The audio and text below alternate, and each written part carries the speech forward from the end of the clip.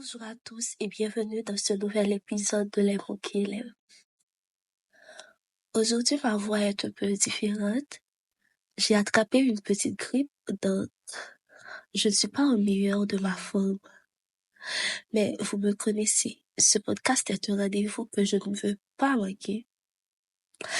Alors, malgré tout, je suis là, parce que ce message est important et j'ai envie de le partager avec vous. Merci d'avance pour votre indulgence si ma voix est un peu fatiguée. Et surtout, installez-vous confortablement et c'est parti.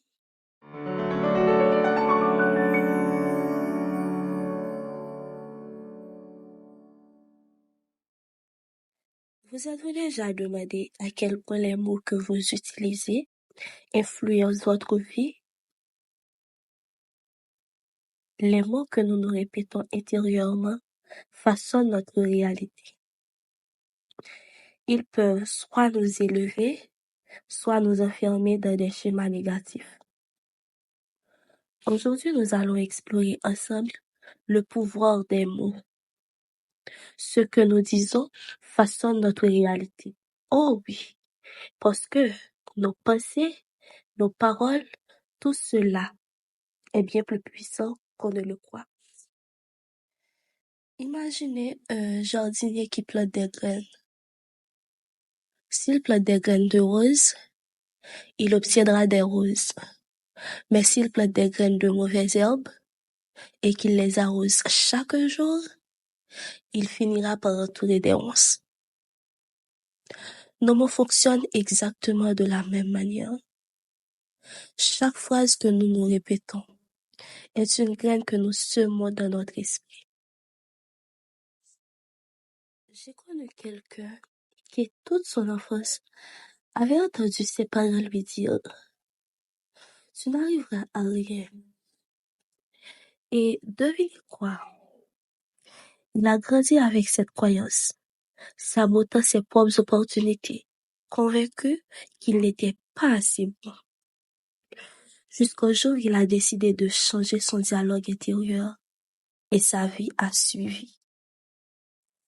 Alors, quelle graine choisissons-nous? Sommes-nous en train de cultiver un jardin d'espoir, de confiance, ou un champ d'autodoute et de peur? Nos pensées ne sont pas juste des murmures dans notre tête. Elles deviennent notre réalité. Un jour, j'ai entendu une phrase qui m'a marqué. Ton cerveau est comme un employé qui exécute ce que tu lui demandes. Si un jour tu lui dis que je ne suis pas assez bon, il va chercher toutes les preuves qui confirment cette idée. Mais si tu lui dis je suis en train de progresser, il va trouver des solutions et des opportunités. Les neuroscientifiques ont prouvé que notre cerveau ne fait pas la différence entre ce qui est réel et ce qui est imaginé. Si on se répète une phrase assez longtemps, elle devient une vérité pour notre subconscient. C'est pourquoi les affirmations positives peuvent réellement transformer notre état d'esprit. Si vous avez l'habitude de dire « je suis nul en anglais », essayez plutôt « je suis en train d'apprendre l'anglais et je m'améliore chaque jour ». Ce simple changement de langage peut faire une énorme différence dans votre progression. Mais ce pouvoir des mots ne s'applique pas qu'à nous-mêmes. Il s'applique aussi aux autres. Les mots que nous disons aux autres peuvent soit construire, soit détruire. On a tous un souvenir d'une phrase qui nous a marqué, en bien ou en mal.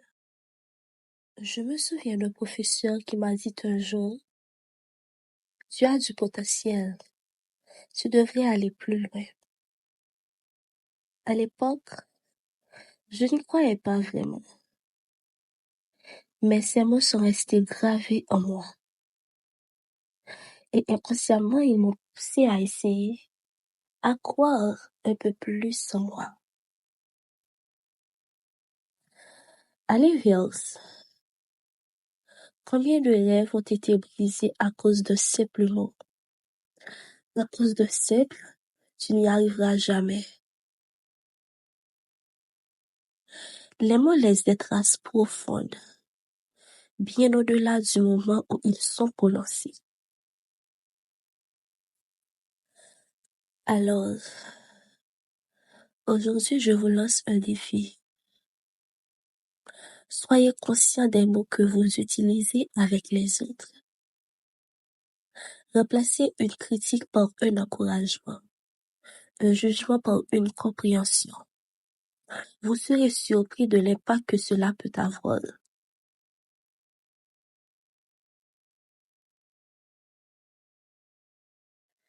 Nos mots sont bien plus que de simples sons. Ils construisent notre réalité, influencent notre estime et façonnent nos relations. Ce que nous nous disons chaque jour détermine qui nous devenons. Alors, faisons attention aux mots que nous choisissons. Soyons plus bienveillants envers nous-mêmes et envers les autres, parce que simple mot peut tout changer.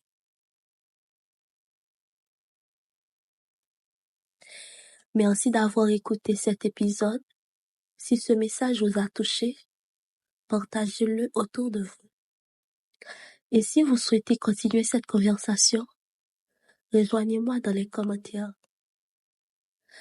À très bientôt pour un nouvel épisode de Les mots qui élèvent. Prenez soin de vous.